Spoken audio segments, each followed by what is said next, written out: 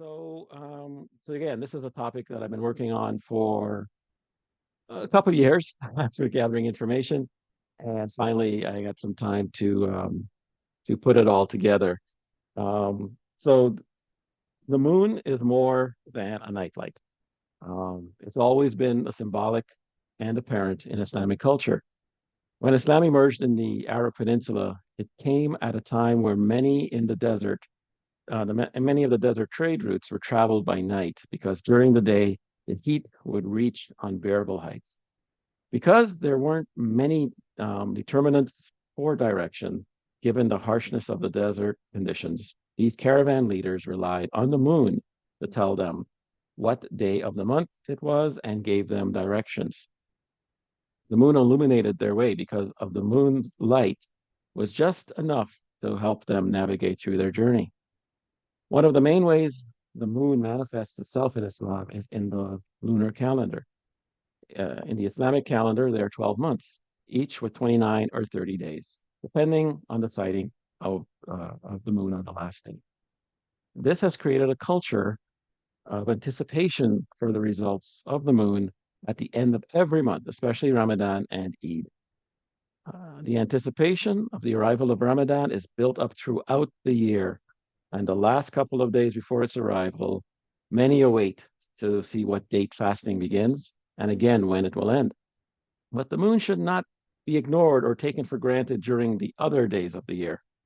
The moon transcends religious lines from Judeo Christian tradition to pagan pre Islamic Arabia to Islam. The prominence of the moon in all these cultures indicated a unique understanding of the moon.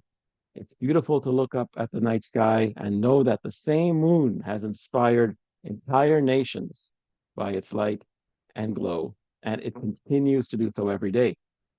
Have you ever wondered how the moon was formed or why it changed its shape in the sky? The moon's story begins billions of years ago, but it continues to affect everything we do today, from weather to timekeeping. So, what actually got me started,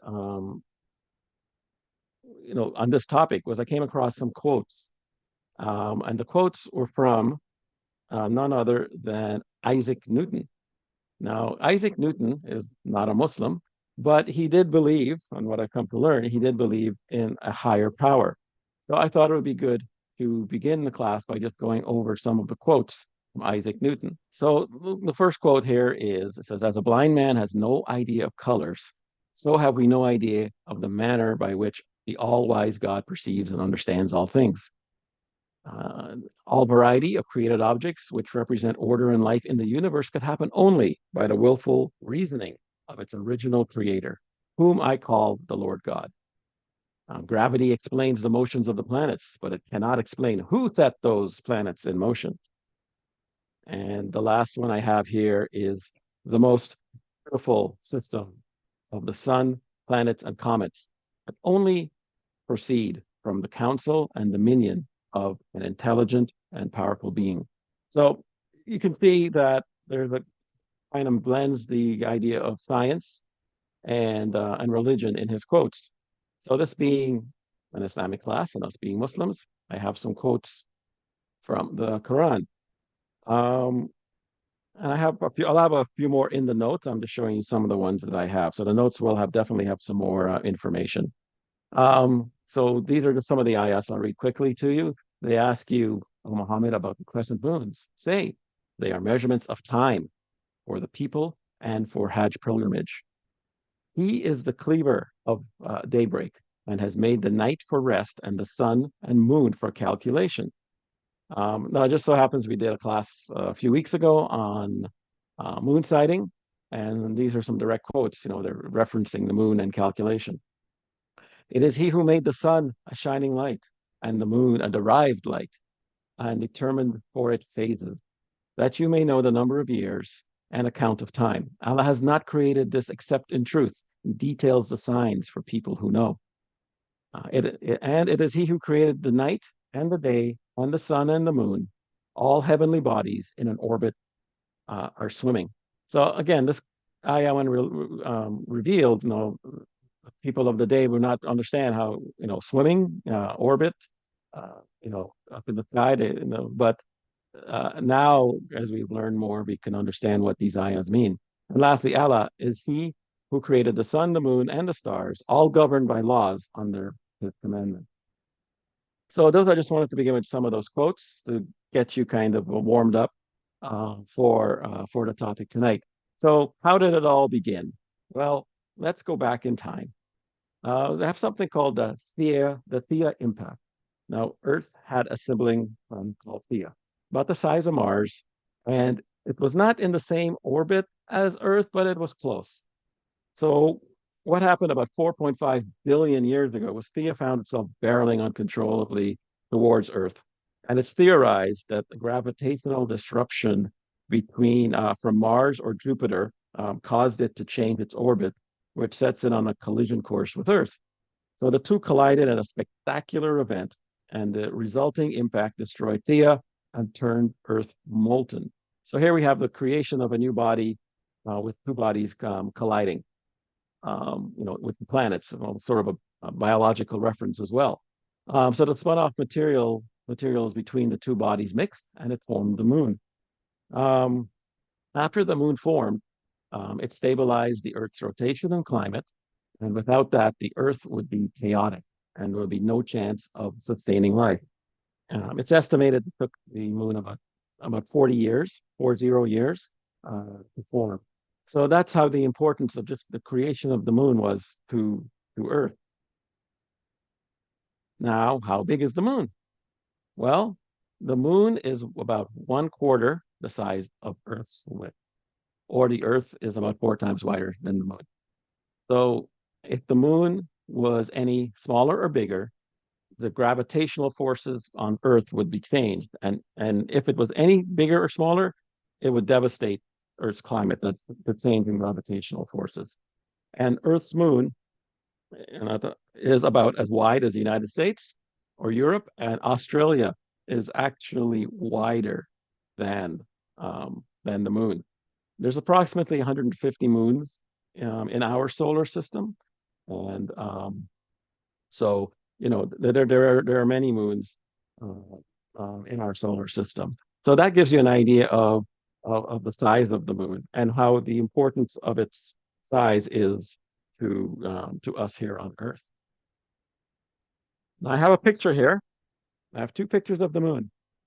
Um, Now, which is the correct one? I'll give you a second to think about it. The left one or the right one? Which is the correct picture of the moon?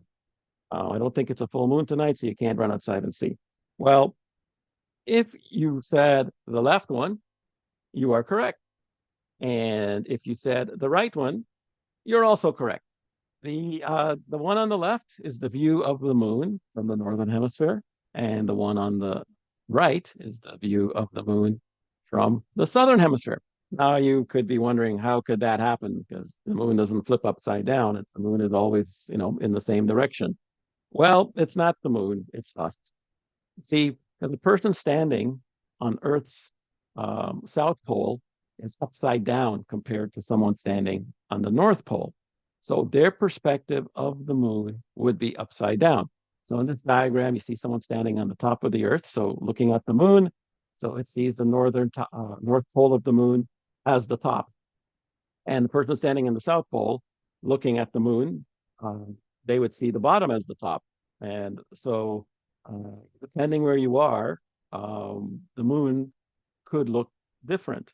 If you live along the equator, depending, and I'll get into this in a minute, you'll understand this, the moon could go up above and below the equator. So your perspective of the way the moon looks to you may change a little bit. So speaking of the moon changing a little bit, we'll talk about the orbit. So the moon revolves around the Earth once every 27.3 days. And we call this length of time a lunar month. And the time it takes the moon to rotate once on its own axis is 27 Earth days, or the lunar day. So there you have the two numbers are, very close. And again, Allah created all of this, so none of this is by coincidence that the length of the moon's days and months are somewhat the same. or they are the same. So the reason for this scientifically is the pull of the Earth's gravity is what keeps the moon rotating as it does. And the moon's orbit is tilted slightly 5 degrees compared to the plane of the Earth's orbit around the sun. And this tilt, the slight tilt, prevents us from having monthly solar and lunar eclipses. And as well, our moon keeps the Earth's tilt constant as we orbit the sun. So this little diagram here, I made it a little bigger. So nothing is ever really flat. So the Earth is on a tilt going around the sun, and that's called the ecliptic um, plane.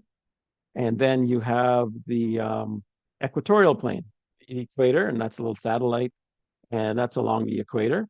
And in between is where you have the lunar plane, where the moon orbits. So it's not directly in line with the Earth and the sun. It's off slightly. And again, later on, we'll see the importance of this slight adjustment um, in the moon's orbit and how it's important to us. So we've talked about its origin and we've talked about its size, we've talked about its orbit. And now let's talk a little bit more about the shape of the moon's orbit. Now, not everything in the universe is in a complete circle. It's in cycles, but it's not exactly a circle.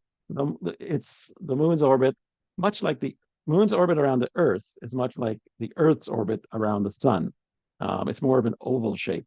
That means there are times when the moon is closer to the Earth, and there are times where it's further away from the Earth. When the moon is farthest away, it's about 252,000 miles away. So that's almost 32 Earth widths away. And when it's closest to the moon, it's about 225,000 miles away. That's between 28 and 29 Earths. So imagine that. When you stand in your backyard or wherever you are at night and you look at the full moon or the moon in general, you're looking at something that's 32 Earth widths away. And you see that with your naked eye. Um, and this is FYI, the range of vision of a person is infinite. So you can see for miles and miles. On a clear day, you can see up to 3 miles before the horizon, due to the curvature of the Earth, prevents you from seeing further. When you see skyscrapers in far off distances, more than 3 miles, you can see those because there's no horizon. They're tall, they're above the horizon. So that's why our eyes are an amazing tool, an amazing gift from Allah for us to be able to see the moon like that.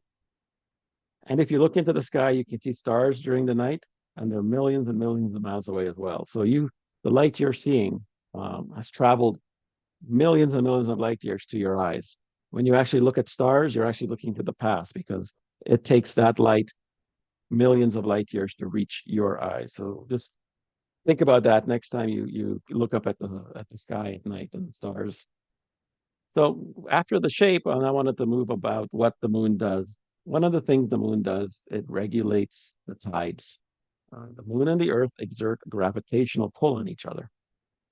And on Earth, the moon's gravitational pull causes the oceans to bulge out on the side closest to the moon and the side furthest from the moon. So there's always balance.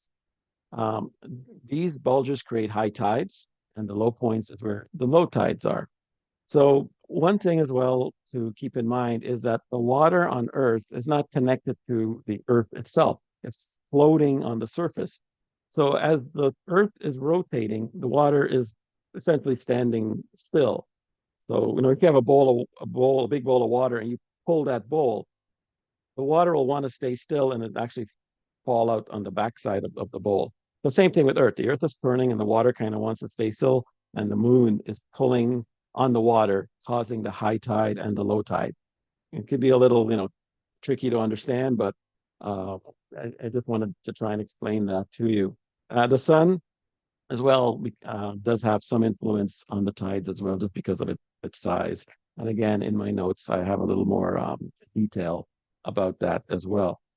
So, going to go back a little bit about the size now, the size of our moon and the sun. So from Earth, both the sun and the moon look about the same size. But in fact, the moon is 400 times smaller than the sun, or the sun is 400 times bigger than the moon. but the moon is 400 times closer to the Earth than the sun. So again, 27, like the lunar days and months, this cannot be coincidence where two objects are exactly, the same distance and ratio in size. So, and here's an example, in this picture of what I was saying that so when you stand on Earth during an eclipse, the moon and when the moon goes in front of the sun, they both look the same size. It's just the ratio of their size and their distance equals for the most part. So again, Allah knows best. Allah did this, and it's one of His great signs. I just wanted to show you this. I know it might be a little difficult to comprehend. I couldn't fit the whole picture of the sun, but just to show you the size of the Earth and the moon compared to the sun. So the sun is about 1.4 million kilometers. I'm not sure about miles, but 1.4 million kilometers across. The Earth is about 12,000 kilometers, and the moon is about 3,000 kilometers. So this is as close as I can get to finding the true size of the sun, the moon, and the Earth. So remember this picture. I may refer back to it later on. So that shows you the size of our sun. Um, so now we get into full moons. And again, this one is a little tricky, but again, you have to keep in mind the orbits of everything, the sun, the moon, and the Earth. So when you see a full moon, the Earth is positioned physically between the sun and the moon. However, the side of the moon facing the Earth is still fully illuminated. So how can the moon be fully illuminated when the Earth is between um, the moon and the sun? Well, one of the reasons is we just showed you the picture is the size of the sun. It's huge. So, it's like getting a flashlight and putting a small pinhead in front of that flashlight. It may not cast a big shadow. So the moon is fully illuminated, sorry, because of that 5 degree orbit, the inclination, that orbit that I was showing you earlier. Because of that 5 degrees, it allows the sunlight to get through and through our atmosphere and around the Earth to illuminate the moon, to see a full moon. And and that's how we get to see a full moon, even though the Earth is between the sun and the moon. And the alignment of the Earth, moon, and sun during a full moon results in the moon appearing to be a complete circle of light in the night sky. And this phenomenon occurs once a month when the moon is at its maximum distance away from the sun. And in the notes, too, I have a chart that shows you the position of the moon compared to the Earth and the sun for all the different phases, half moon, crescent moon, and all those the different phases of the moon. Now, uh, along with full moon, we sometimes hear about the term supermoon. So, what is a supermoon? A supermoon is a full moon or a new moon that nearly coincides with perigee. Perigee is, that distance, closeness to the Earth. Uh, um, that when it's in that elliptic orbit, that when the moon is closest to the Earth, that's when we get a full moon, and that's when we get the supermoon. So it results in a slightly larger than usual apparent size of the lunar disk as viewed from Earth. And there's a picture on the side.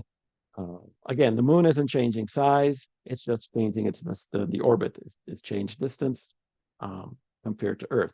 So the half moon on the left, that's the supermoon, when the moon is about 225,000 miles away, and the one on the left is when the moon is its furthest away, when it's about 252,000 miles away from Earth. So the technical name is perigee syzygy. Syzygy. Remember that, you Scrabble players, or you might score a lot of points for that word, or a full moon around perigee. So there are different terms for it. So contrary to, we did a class on superstitions.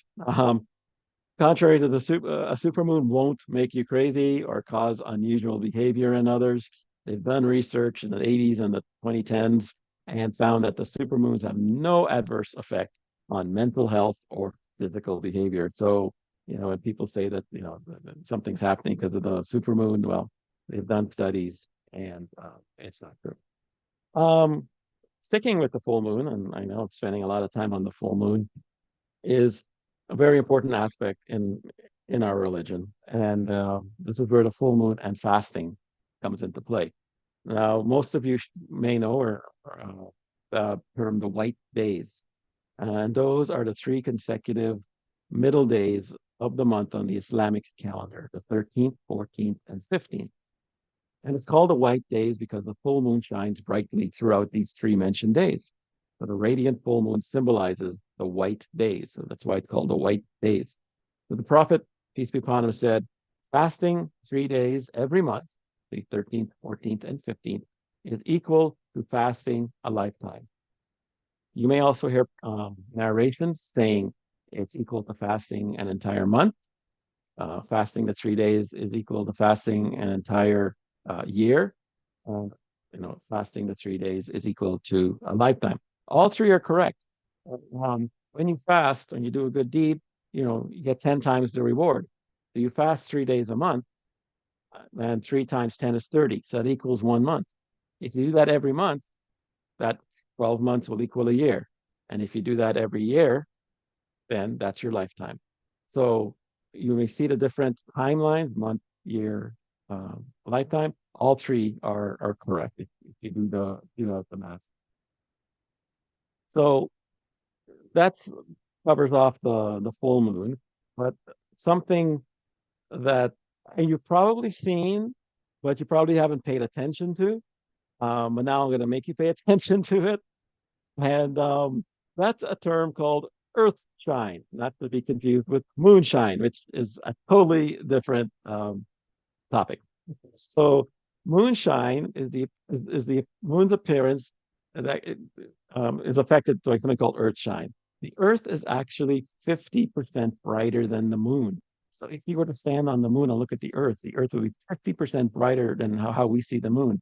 The reason for that is the water, the clouds, the snow all reflect sunlight. There's nothing on the moon that really reflects like that. The moon is a dull asphalt, grayish color. But because of all the reflective materials on Earth, uh, that makes the Earth brighter, 50% brighter than the moon. So on a clear night, you may notice that although only part of the moon is illuminated, like in this picture, the bottom right is crescent, fully illuminated by the sun. You can also see a faint circle of the rest of the moon. And this is what's called earth shine. So just the bottom crescent there is the sun, and the rest of the moon that you see there is the result of earth shine. So now, how does earth shine work? Hopefully, I will not lose you on this. So with me, I have a diagram that inshallah, you will see it. So here's the picture. So in the top right, you see the sun. So you know how big it is. I showed you the picture earlier. You have the moon there above the earth, and then you have the earth there in the bottom. So sunlight's coming to everything all at the same time. It's coming to the moon, it's coming to the earth. And so it hits the moon directly, and that's the bright color you see. But then the sunlight hits the earth, and because the earth is curved, sunlight bounces off the surface of the earth and bounces back to the moon. And because the earth is brighter, that sunlight that bounces off the earth kind of illuminates the moon. So then that light then bounces back to earth and we see it with our own eyes. So the bright part of the moon is illuminated by the sun. And that other part that's not as bright, that's actually sunlight bouncing off the earth back to the moon, back to your eyes. So hopefully I didn't lose you there, but just think about that phenomenon, how, this has all been created and all the science that's been going on, in the universal nature of things, that what you're seeing is light that's from the sun off the earth to the moon and down to your eyes. Now, my eye placed at the bottom here, and it says, in Surah 71, ayah 16, it says, and has placed the moon in them as a reflected light and the sun as a radiant lamp. So the sun is the only thing in our solar system that gives off light. Now you see pictures of the moon, you see pictures of the earth, Saturn, Jupiter, all the planets, they don't give off light. We see those pictures because of the sunlight. So the sun is the only source of light in our solar system and in any solar system. And and the moon does not give off light. It's a reflected light. We see it because the light from the sun is reflected into our eyes. So again, when this ayah was revealed, people may not have understood it, but as we learn more and we do more homework and research on the Quran and Arabic and the history and Islam, everything starts to begin to make sense. So it's important, we do some studying of that. So hopefully I didn't lose anyone with the Earth sign. Again, I got detailed notes. And you can go back and view it. And I send you the video of the class. You can go back and listen to it and watch the PowerPoint presentation as well. So now that I've hopefully not confused you with Earthshine, I'm going to now try something else and hopefully not lose you. And it's called tidally locked. Now, tidally locked, the Earth's moon rotates, but it takes precisely as long for the moon to spin on its own axis. For the Earth, it's 24 hours a day. Um, um, um, and that's 27 days for the moon, and as it does to complete a monthly orbit around the Earth, which is 27 days. So because its daily rotation matches its monthly rotation, the result is the moon never turns its back on us, so to speak. So it's like you're dancing or spinning with someone, and you're always, you're going around in a circle, but you're always facing your partner. And this term or phenomenon is called synchronous tidal locking. So it's the phenomenon by which a body has the same rotational period as its orbital period around a partner. So the moon is tidally locked to the Earth because it rotates in exactly the same time as it does to orbit the Earth. So I don't know if you know that, but since the beginning of creation, or since the Earth and the Moon, I should say, formed this partnership, um, we've always seen, or humans have always seen, the same side of the moon. So we don't, we haven't seen, and I don't know if you paid it to notice that we see the same side of the moon every single day, night, year. The moon does rotate, but because of the timing, we only see this one side. And and that, Allah knows why he did it like that, but I have some explanations here. It says if the moon was not tidally locked, it would mean the moon is in the wrong orbital distance from Earth. And the moon tidally locked, um, uh, it's tidally locked because it's close to the Earth. And if the moon were closer, it would approach what's called the Earth's Roche limit and be torn apart. It would be pulled towards the Earth and be torn apart. And its debris would form like a ring around Saturn's around Earth. And if it was too far away, it would drift outward and it would be, away from Earth's gravity. So being tidally locked means that the moon is in the correct orbit. And, my theory is that seeing the same face of the moon gives us some consistency. It gives us some familiarity, gives us confidence in, calculations, and it gives us reliability, because it's nice to look up and see a familiar face every night. And as well, I think, most of them get into so many disagreements about sighting of the crescent moon for Ramadan. Imagine if the face of the moon changed every month, and then there'll be even another set of disagreements with that. So we always see, because of the distance of the moon and the gravitational and all these factors, the orbits, we always see the same moon, the same side of the moon every time. The moon does have another side, but we don't see it.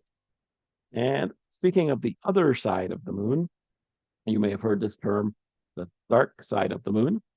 Now, it's kind of a misleading. So the far side of the moon, has a same mystique about it.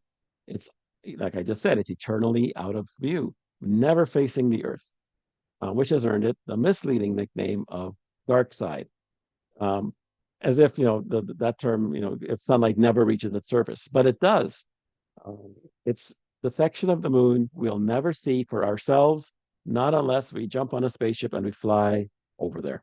So um, that when you hear the term dark side, it doesn't mean the moon is dark, that side. It just means we as humans cannot see it. It's dark. It's unknown to us. So I have a picture there. You'll see on the right hand side, I have a picture with the moon, and so the one on the left is what we see every night.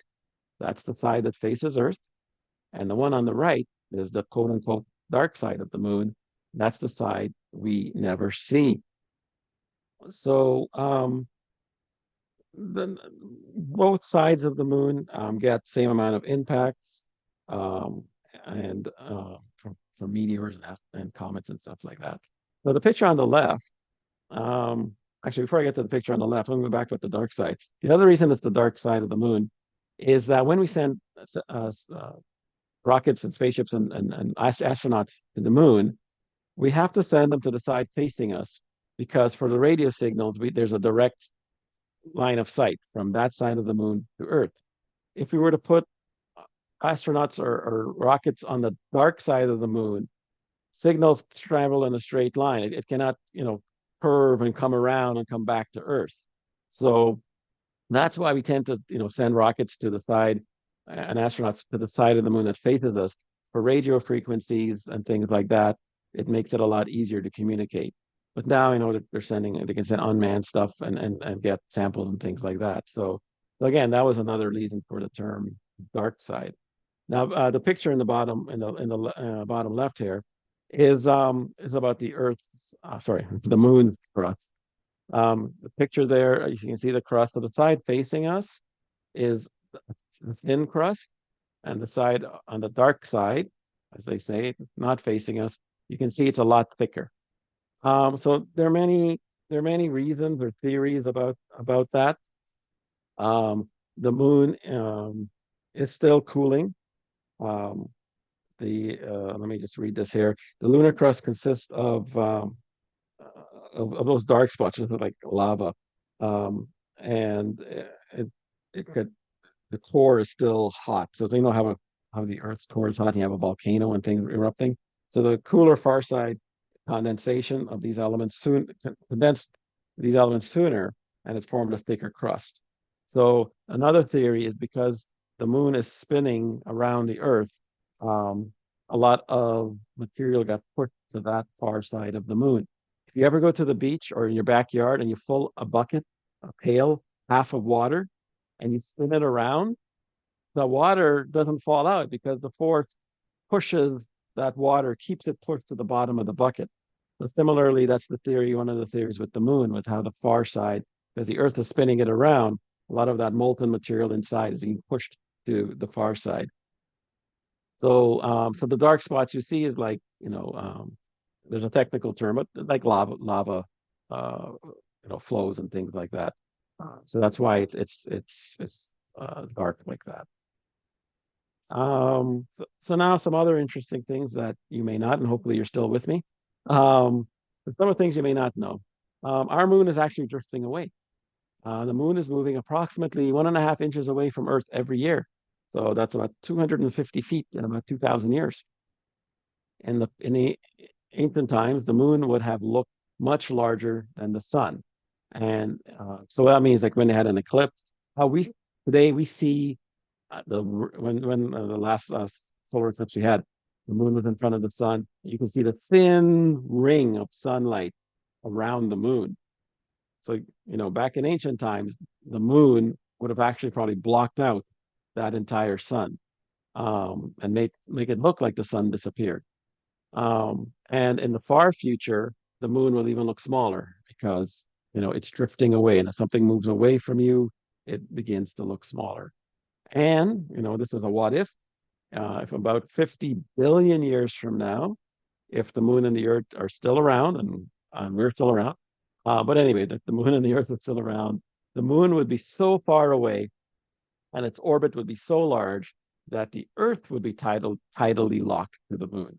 And that means that only people on one half of the world would ever see the moon because the moon and the earth would just be facing each other. One side would always face the other side. So, we'd have half the planet being able to see the moon and half never being able to see the moon. So that's just and what if, everything is still around 50 billion years from now. So not only is the moon, you know, drifting away, the moon is actually getting smaller. But actually, before I get to the smaller part, I want to go back to the picture here on the right-hand side. So 2.5 billion years ago, the moon was 200,000 miles away, and the Earth's day was about 17 hours. So when the moon was close, the Earth was spinning faster. Today, the moon has moved away a bit by 40,000 miles, and we have a 24-hour day. So as the moon moves away, the Earth's rotation will slow down. But then again, but it's also getting smaller. Not a lot, you won't notice it, but the change in the moon's actual size is caused by the cooling of the interior, and I referred to that earlier. The Theia collision created an enormous amount of heat, and the moon has been cooling off ever since. So although its exterior today is cold and solid, the interior of the moon is still cooling down and causing it to contract. So the contraction affects the entire moon, causing its surface area to decrease and its solid crust to wrinkle. So that's, it's contracting. And estimates suggest that the moon has become about 150 feet smaller in diameter over the last several 100 million years. Okay? So that's 150 feet in several 100 million years. So it's not something that we will notice in our lifetime or many lifetimes. And the moon doesn't appear to have stopped shrinking. So as it keeps getting cooler, continues to shrink. And the shrinking moon won't cause any effects on Earth, as I referred to earlier, about the gravitational forces. Although it's contracting, the moon's mass isn't changing. So that means that the lunar effects on Earth won't change due to the reduction in size. So, and in the notes, I have a picture because it's contracting. It's causing some cracks and wrinkles.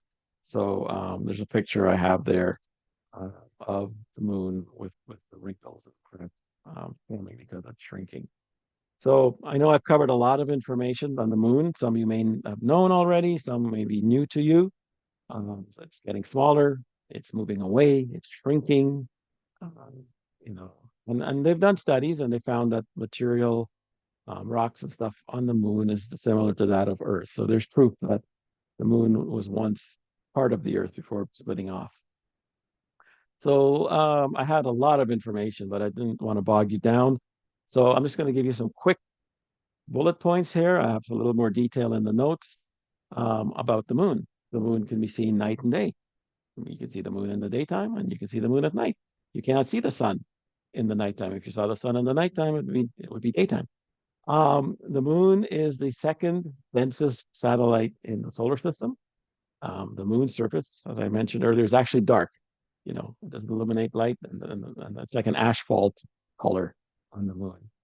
As the moon orbits the Earth, it also causes the rock to rise and fall in the same way it does with the oceans. So again, that's something we notice, but it does have that effect on the Earth. And the moon has quakes as well. It's called moonquake, and they last for half an hour or longer. It's not just a quick thing that we do have on Earth. It does last for a while, but they're weaker than the earthquakes that we have here on Earth. And there is water on the moon. It's the form of ice trapped within dust and minerals. And most likely that water on the moon is delivered by comets crashing into the moon. So it's not native to the moon, much like Earth. You'll find minerals and rocks on Earth that are older than the Earth. So how can that be? It's because you have comets and meteors crashing into Earth that have been a lot older than the Earth, and they bring minerals and rocks to our surface of things that are older than us. So that's a lot of the scientific stuff. And I'm showing you the Islamic side of things too, in regards to our moon, our Earth's moon. And again, I began with some quotes, and I'd like to end with some hadiths. a man he asked, was the face of the messenger of Allah like a sword? And Abara said, no, it was like the moon. So comparing the face of the moon to that of Prophet, peace be upon him. And Abu Huraira said that the first group of reported that the first group to enter paradise will be shining like a full moon on a clear night, and the those who follow them will be glittering like the most brilliant stars in the heaven. So there, you look at the moon. Allah's telling you, you look at the moon, the full moon on a clear night. That's what the faces of the first people to enter Jannah will look like. And the stars, glittering stars that are way off in the distance, it, to us look smaller than the moon. That's going to be the second set of people to go in afterwards. You can see the difference between the first set and the second set. And also Abu Huraira reported, Prophet said, "Do you in seeing Allah, do you overlook a crowd to see a full moon? Do you overlook a crowd to see the sun?" They said no.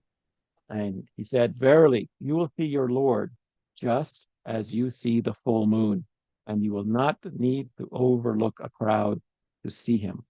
So in these three hadiths, we've got a description of our prophets. We've got a description of the first people to enter Jannah. We have a description of what it'll be like when, inshallah, we're all in Jannah and we get to see Allah. So the moon, it serves its scientific and purpose, but it also serves an Islamic purpose. And so next time, you look at the moon, um, I want you to think about all of these things. So in conclusion, Muslims should not say things like Muslims should not say things happen or are because of coincidence. Um, Everything exists and happens for a reason only fully known to Allah. And the scientific insight of the Holy Quran is readily apparent in the verses that describe one of the roles uh, of the sun and the moon as being reckoners of time. Indeed, both have been used throughout human history for keeping a record of dates and tracking time. However, beyond anthropological implications, both the sun and the moon also play an important role in regulating the life cycles of creation across the natural world. So as Muslims gaze at the night sky on any given night or engage in the sighting of the new crescent moon, it also spur a sense of awe about the wisdom and intricacy behind Allah's creation. So that is everything that I needed to say tonight about the moon. Inshallah, you'll learn something. And so, yeah, go ahead, Naseeb. Assalamu alaikum. Jazakallah khairan. There is an ayah in the Quran in Surah Fusilat, which is so beautiful. It's the 53rd verse. And Allah says, we will show them our signs in the universe and in themselves until it becomes manifest to them that this Quran is the truth. Is it not sufficient to regard your Lord, that he is a witness over all things? So Allah subhanahu wa ta'ala is saying that he will show his signs in the universe and in ourselves. And if you could, as you begin to explore the universe and explore our bodies and ourselves, we discover so many amazing things. And Allah is telling us that, this is a sign that the Quran is true, because as you indicated, there's so many things in the Quran mentioned that humanity has not even fathomed yet. And this book could not have come from the mind of a man named Muhammad sallallahu alaihi wasallam. Came from Allah subhanahu wa ta'ala. And so we are encouraged to explore, and Islam is the one that actually brought the science itself of experimentation, and the whole way science developed was done by the Muslims. And so all of these things are designed to help us to become more humble, to become more dependent, and to understand that Allah, who's our Lord, has reached out to us via the Quran to let us know he is the creator and success lies in following him. Jazakallah khairan. Thank you very much for that.